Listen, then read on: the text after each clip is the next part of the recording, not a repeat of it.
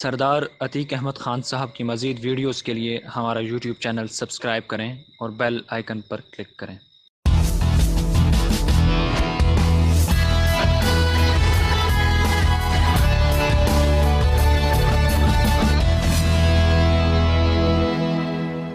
होने जा रही है रकम पाकिस्तान की तारीख, क्योंकि बोल पर अब मैं अली सलमान करूंगा सिर्फ आपके मफाद की बात। रियल पॉलिटिक्स यहाँ बात होगी सियासतदानों से उनके मंशूर की, इंतखाब जीतने के बाद उनके लाहे अमल की। किसने दिया क्या बयान। मैं एक ऐसा पाकिस्तान चाहता हूँ जो क्लीन हो और जो ग्रीन हो। तो मैं नहीं उठा रहा भाई अपनी पार्टी के झंडा, आप मुझे क्यों जबरदस्ती जो उठवाएंगे झंडा। ठीक है, मैं तो पाकिस्तान का झंडा उठा रहा हूँ। क्या कहता है आईने पाकिस्तान। रियल पॉलिटिक्स वो वाहिद प्रोग्राम है जिसका मौजूए गुफ्तगू है सिर्फ अवाम। वो अवाम जो जानना चाहती है सियासतदानों का लाहे अमल। कर सकेंगे आप बाआसानी इसका फैसला, क्योंकि हम देने जा रहे हैं आपको इन सवालों के जवाब सिर्फ रियल पॉलिटिक्स में। कल प्रोग्राम रियल पॉलिटिक्स में गुफ्तगू करते हुए सरदार अतीक अहमद ने कहा कि मुल्क की मौजूदा सूरत हाल के पेश नजर पाकिस्तान में मजीद छोटे सूबे बनाने की अशद जरूरत है। पाकिस्तान के बुनियादी मसाइल को हल करने के हवाले से बात करते हुए उन्होंने कहा कि वसाइल को आबादी और जरूरियात की बुनियाद पर तकसीम करना होगा। पाकिस्तान की खारजा पॉलिसी और मसला कश्मीर को हल करने के हवाले से गुफ्तगू करते हुए उनका कहना था कि खारजा पॉलिसी में दोस्त ममालिक के मफादात भी देखे जाते हैं।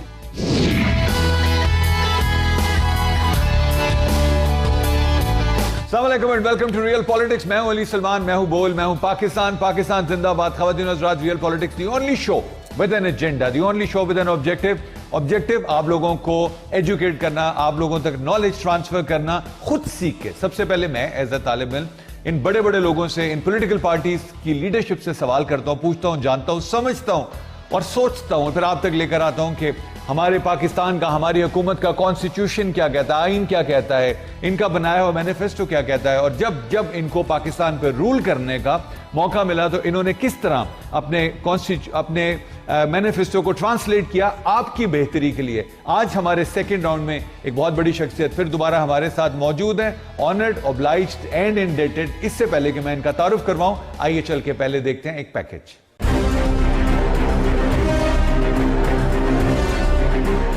पाकिस्तान खित्ते का अहम मुल्क है जिसमें बेपनाह मादनी वसाइल मौजूद हैं। कुदरती रंगीनियों से माला माल आजाद कश्मीर भी वसाइल के लिहाज से दुनिया में अपनी मुनफरिद शनाख्त रखता है, जिसके इस्तेमाल से बहुत से फवाइद हासिल किए जा सकते हैं। सयाहत के हवाले से बात की जाए तो जहाँ पाकिस्तान के शुमाली और बालाई इलाके खूबसूरती की अलामत हैं, वहीं दिलकश मनाजिर से लेस वादी आजाद कश्मीर अपनी मिसाल आप है। हुकूमती अदम तवज्जो के सबब आज मुल्क में जहाँ मादनी वसाइल से भरपूर फायदा नहीं उठाया जाता, वहीं सयाहत के मैदान में जवाल पजीरी के सबब मुआशी तौर पर भी नुकसान उठाना पड़ा। हालिया तहकीकात के मुताबिक मुल्क में तालीमी मैदान में इस्लाहात की बेहद जरूरत है। इसी के साथ नौजवानों को भी हुनरमंद बनाना मुल्क की तरक्की के लिए नागुज़ीर है। नौजवानों पर मुहित पाकिस्तानी आबादी की अक्सरियत को मुस्बत तरीके से काम में लाकर ही पाकिस्तान में मौजूद तमाम तर वसाइल को बरूए कार लाते हुए मसाइल से निपटा जा सकता है।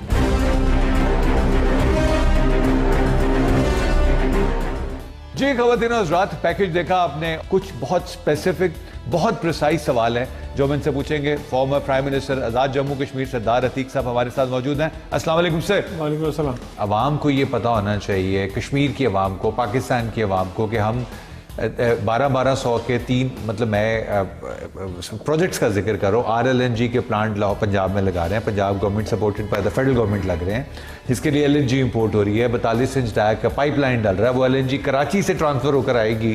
तो जब आपके पास हाइडल में इतना पोटेंशियल है, इन तीनों प्रोजेक्ट्स के लिए पंजाब गवर्नमेंट और फेडरल गवर्नमेंट गारंटीज दे रही है, इनको CPEC पे इंश्योर कर रही है, तो वाई कांट वी डू। देखिए अभी वज़ीर आज़म साहब बात तशरीफ़ ले गए, उनकी अपनी पार्टी के वज़ीर आज़म राजा फारूक हैदर खान, उन्होंने वहाँ मामलात और मसाइल का मुतालबा किया कि जी मुझे बंगला डैम का है या किसका है, 80 अमेंडमेंट के बाद NFC अवार्ड का जो बेनिफिट मिलना चाहिए। तो वज़ीर ख़जाना मौसूफ ने क्या फरमाया, यानी ये बात बिल्कुल ज़मीन फट के मर जाने का मुकाम है कि एक लोगों को तारीख़ का, जोग्राफी का किसी बात का इल्म होना चाहिए। कहते हैं जी चूँकि आज़ाद कश्मीर सूबा नहीं है, तो इसलिए इसको वो बेनिफिट नहीं मिल सकते।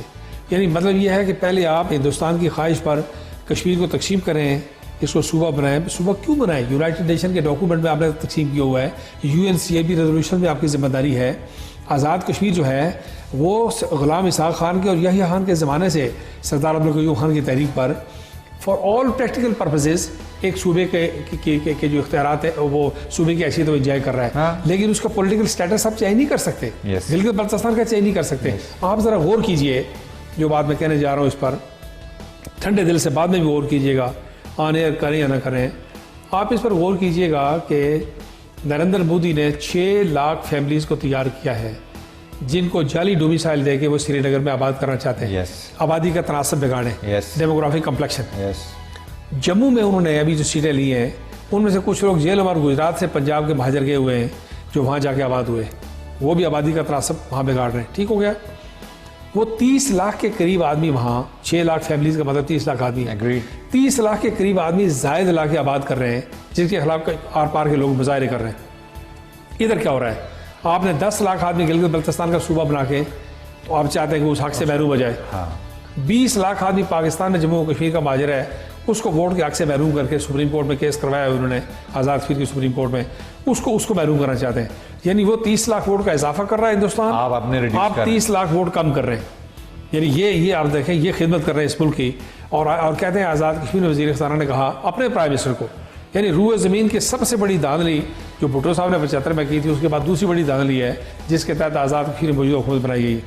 भाई आपने इतनी धांधली करके ये सारा काम किया है, इंटेलिजेंस ब्यूरो को लगाया आपने, कश्मीर कौंसिल को लगाया, हुकूमत पाकिस्तान को लगाया। अगर आपने एक हुकूमत जालसाजी से बनाई है तो उसकी जायज़ बात तो सुने। वज़ीर दिफा ने अजीब व गरीब बात पिछले दिनों कही, तो पाकिस्तान के वज़ीर दिफा फरमाते हैं कि जी कश्मीरियों की आगे खुद इरादी की बात जब हम करते हैं तो हिंदुस्तान ये कहता है कि कश्मीरियों की आगे खुद इरादी देंगे तो हिंदुस्तान के बाकी लोगों को भी खुद मारना शुरू कर देंगे। यानी आप देखें कि जी खालिस्तान जो है, आसाम जो है, मणिपुर जो है, नागालैंड जो है, जूनागढ़ जो है, हैदराबाद जो है, ये सारे जो हैं ये इलादी की बात बिल्कुल और है। कश्मीरी हक खुद इरादी और बैनुल-अक़वामी तौर पर तस्लीम शुदा हक खुद इरादी की जंग लड़ रहे हैं। उसको किस तरह हिंदुस्तान का आर्गूमेंट है भी तो आप क्यों बयान कर रहे हैं, सवाल ये पैदा होता है। तो ये जो मैं इससे कहना चाहता हूँ कि आज़ाद कश्मीर का जो टूरिज्म का पोटेंशियल है, हाइड्रल का पोटेंशियल है, मिनरल का पोटेंशियल है। एक सवाल आएगा, देखें आपने चूंकि अब सब्जेक्ट शुरू किया तो हम इसको कहीं ना कहीं इसको जाके छोड़ेंगे। सब्जेक्ट ये है कि पाकिस्तान के पॉलिटिकल सर्कल्स में, पाकिस्तान की सिविलियन हुकूमत में, पाकिस्तान की ब्यूरोक्रेसी में, पाकिस्तान की मिलिट्री इस्टेब्लिशमेंट में कोई ना कोई तो ऐसे लोग होंगे जब इस तरह की स्टेटमेंट दी जाती है, चाहे वो डिफेंस मिनिस्ट्री की तरफ से हो, चाहे वो फाइनेंस मिनिस्ट्री की तरफ से हो, कि वो कम से कम उनसे बैठ के डिस्कस तो करें कि यार एक जब डेवलपमेंटल प्रोजेक्ट की बात हो रही है, एक तो चले policy, defence policy, Kashmir policy पे बात हुई, तो इनको इनका जायज़ हक पर कैसे मिलेगा? ये थोड़ा बहुत जो कुछ मिला हुआ है इस पर अगर आप गौर करें तो एक्ट 1970 आज़ाद कश्मीर का बेहतरीन एक्ट था जो पाकिस्तान के फौजी हुक्मरान जनरल यहया खान ने दिया और उसको ख़राब करके वापस लिया जुल्फ़िकार अली भुट्टो ने एक्ट 74 की सूरत में। उसमें बेशुमार इख्तियारात थे। आज़ाद कश्मीर के हाई कोर्ट के, सुप्रीम कोर्ट के जजेस, उनके तकर्रर जो है वो उसके नीचे सरदार मोहम्मद अब्दुल क़य्यूम खान लिखा हुआ है, वो उसका चीफ एग्जीक्यूटिव थे और प्रेसिडेंशियल सिस्टम था। उस सिस्टम की बात आप आगे करेंगे तो उसमें बात कर लेंगे कि ये जो देखिए पाकिस्तान के बाद सियासतदान कश्मीर को अपनी जमात के नुक्ता नज़र से देखते हैं। जो फौजी हुक्मरान है पाकिस्तान के अंदर वो कश्मीर को पाकिस्तान के नुक्ता नज़र से और कश्मीरियों के नुक्ता नज़र से देखता है और हिंदुस्तान के दबाव और पाकिस्तान के दफा नुकसान के नुक्ता नज़र से देखता है। ये इसमें ज़मीन आसमान का फ़र्क है दो बातों में। इसलिए आप इसको इस फ़र्क को वाज़े तौर पर महसूस करिए, वरना यानी एक्ट 70 और एक्ट 74 में ज़मीन आसमान का फ़र्क है। फील्ड मार्शल अयूब खान ने चीन के साथ सरहदी माहिदा किया और उसकी क्लास 5 में लिख दिया कि चुअलाई के भी दस्तखत हैं, लिख दिया कि इसके मुस्तकबिल का फैसला मसला कश्मीर की हतमी हल के साथ होगा। यानी सूबे की बात नहीं थी, तकसीम की बात नहीं थी, बजर की बात नहीं थी। आज कहते हैं जी कि गिलगित बल्तिस्तान पर दबाव है और कश्मीरियों को बदगुमान करने के लिए, चीन से बदगुमान करने के लिए कहते हैं जी कि पता नहीं चीन का दबाव और फलानी बात है। ये सारे मफरूज़े इन्होंने गढ़े हैं और इस बात को ख़राब करना चाहते हैं।